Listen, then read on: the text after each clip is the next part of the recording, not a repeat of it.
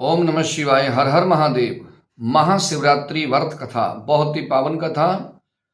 जिस कथा को महाशिवरात्रि के दिन सुनने मात्र से मनवांछित फल की प्राप्ति होती है।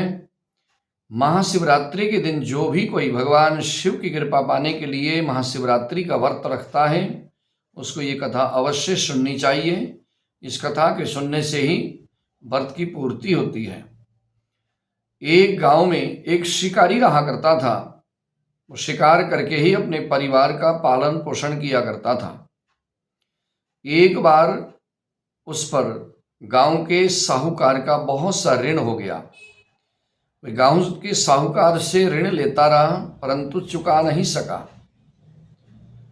एक दिन सेठ ने उसको बुलाया और कहा कि तुम मेरा ऋण चुकाओ। तो उसने कहा कि अभी मेरे पास ऋण चुकाने के लिए धन नहीं है।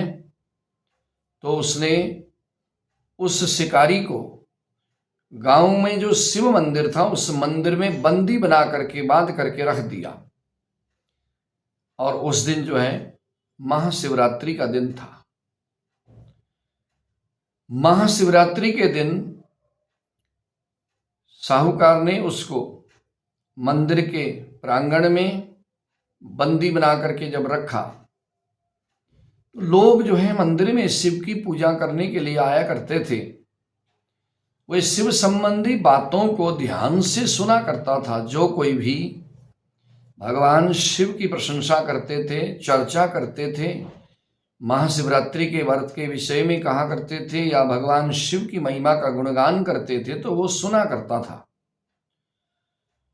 संध्या हुई तो फिर उसके बाद बंधन से मुक्त करके उसने साहूकार ने, सेठ ने उसको अपने पास बुलाया और कहा कि कब तक तुम जो है मेरा ऋण चुकाओगे। तो उसने कहा कि मैं आपको 1-2 दिन में ऋण आपका चुका दूंगा। ऐसा जब उसने कहा तो सेठ ने जो है उसको, साहूकार ने कैद से मुक्त कर दिया।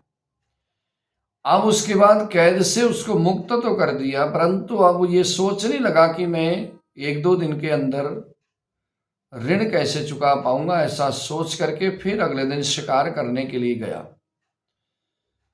शिकार खेलने के लिए तालाब के किनारे गया। तालाब के किनारे पर जाकर के उसने जो है रात्रि को वहां रह करके शिकार खेलने के लिए वृक्ष के ऊपर मचान बनाने लगा, जिसमें वो रात काट सके। मचान बनाने जब लगा, लकड़ियों को इकट्ठा करके पेड़ के ऊपर बांधने लगा, तो वे जो है पेड़, उसको नहीं मालूम कि ये बेलपत्र का पेड़ है। बेलपत्र का पेड़ था जिसके ऊपर वो मचान बनाने लगा। और पेड़ के नीचे बहुत पुराना शिवलिंग था। ऊपर जब वो शिकारी मचान बनाने के लिए इधर से उधर डालियों को, टहनियों को खींच करके बांध रहा था, तो उस समय वहां से बेलपत्र टूट टूट करके वृक्ष के नीचे स्थित शिवलिंग के ऊपर चढ़ रहे थे। बेलपत्र चढ़ रहे थे। एक पहर व्यतीत होने पर क्या हुआ, एक गर्भिणी हिरणी जिसके गर्भ में बच्चा था, तालाब में पानी पीने के लिए वहां पहुंची। क्योंकि तालाब के किनारे पे ही पेड़ था, उसको मालूम था शिकारी को कि यहाँ पर पानी पीने के लिए हिरण आएंगे तो मैं शिकार करूंगा। मचान में बैठा, जब हिरणी को देखा तो उसने धनुष बाण उठाया और उसके ऊपर जब बाण छोड़ने लगा तो हिरणी कातर सुर से, दयालु सुर से बोली कि मैं गर्भवती हूं, मेरा जो है प्रसव समय अभी नजदीक है, मैं इस बच्चे को जन्म दे दूं, उसके बाद शीघ्र ही तुम्हारे सामने आ जाऊंगी, तुम मेरा शिकार कर लेना। जब इस तरह से शिकारी के सामने उसने ऐसे वचन कहे दीनहीन भाव से, तो शिकारी ने उसको जो है छोड़ दिया। और उसके बाद फिर मचान में जाकर बैठ गया कि कोई शिकार आएगा, कोई हिरण आएगा तो मैं उसका शिकार करूंगा। और उसके बाद कुछ ही देर के बाद फिर उसके सामने पानी पीने के लिए तालाब में एक दूसरी हिरणी वहां से निकली। शिकारी ने फिर उसके लिए बाण खींच करके मारने की कोशिश करी तो उसी समय उस हिरण ने निवेदन किया कि हे व्याध महोदय, हे शिकारी, मैं जो है अपने पति से मिलने जा रही हूं। मैं पति से मिल लूंगी तो उसके बाद मैं तुम्हारे सामने आ जाऊंगी।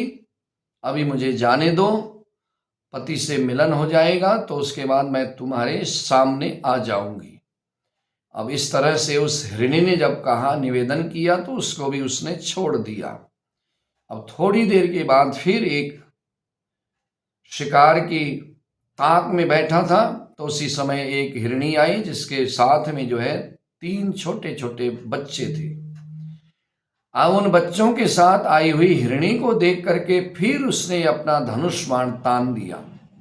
हिरणी ने कातर स्वर से कहा कि महोदय, मुझे अभी मत मारो, क्योंकि ये छोटे छोटे बच्चे मैं इसके पिता तक पहुंचा दूं, इसके पिता के हवाले कर दूंगी, उसके बाद मैं तुम्हारे पास आ जाऊंगी, तुम मुझे जो है मार लेना, मेरा शिकार कर लेना।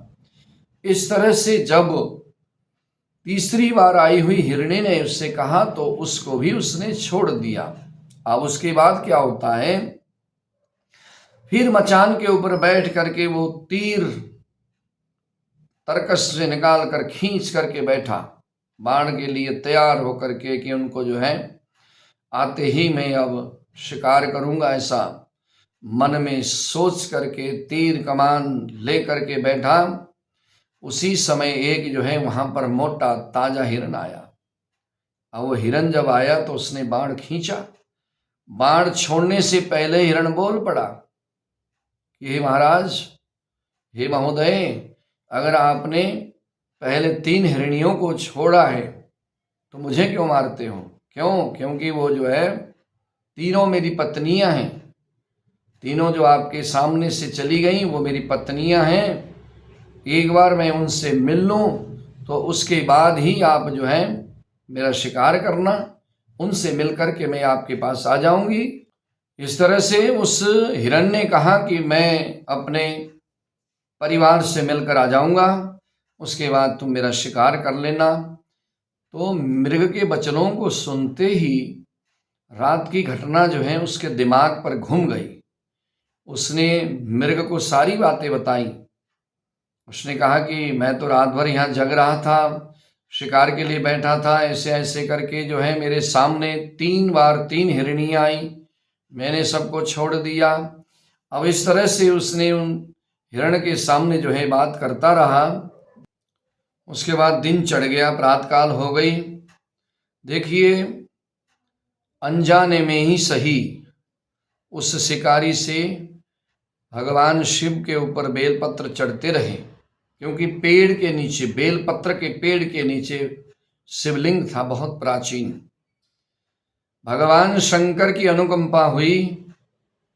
रात भर चाहे वो शिकार के लिए बैठा हो, भगवान शिव की उसने जान करके कोई पूजा आराधना नहीं की, परंतु उसके ऊपर भगवान शिव की ऐसी कृपा हुई कि बेलपत्र के पेड़ के ऊपर बैठा, ऊपर से उसके हाथों से बेलपत्र टूटते गए, नीचे शिवलिंग पर चढ़ते गए। रात्रि को शिकार की ताक में बैठा रहा तो रात भर उसका जागरण हो गया। इस पुण्य कर्म से जैसे अग्नि को न चाहते हुए भी जला देती है, उसी तरह से भगवान शिव की पूजा आराधना अगर बेमन से भी किया जाए तो भी कल्याणकारी है, कल्याण करने वाली है।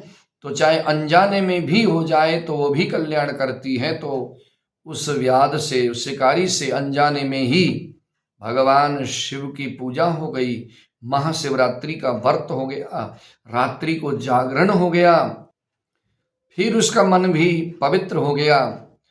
उसने जीवन भर किए हुए पापों को सोच करके ग्लानि करने लगा। जीवन भर उसने जीवों की हत्या की, शिकारी था, शिकार खेलकर उसने जो है जीवन चलाया, परिवार चलाया, उसको जो है ग्लानि होने लगी। अब देखता क्या है कि थोड़ी देर बाद हिरण का परिवार उसके सामने आकर के खड़ा हो गया। जंगली पशुओं की सत्य प्रियता को देख करके वे जो है बहुत ज्यादा ग्लानि करते हुए अश्रुपात करने लगा, और भगवान शंकर ने उसके ऊपर कृपा करी। और इससे उसका जो है मन पवित्र हो गया। सारे बुरे कर्मों को छोड़ करके, व्याध कर्म छोड़ करके भगवान शिव की आराधना करने लग गया। भगवान शिव की कृपा से महाशिवरात्रि का व्रत के प्रभाव से, अनजाने में ही सही, व्रत और रात्रि जागरण के प्रभाव से वे शिकारी जब तक रहा तब तक भगवान शिव की भक्ति करता रहा और मृत्यु के उपरांत भगवान शिव के गणों में जाकर के सम्मिलित हो गया। तो इस महाशिवरात्रि व्रत कथा को जो भी कोई श्रद्धा भाव से सुनता है, सुनने मात्र से भगवान शिव की कृपा प्राप्त होती है। भगवान शिव की कृपा से मनवांछित फल की प्राप्ति होती है, सारे कार्य सफल होते हैं। भगवान शंकर की कृपा बरसती है। हर हर महादेव।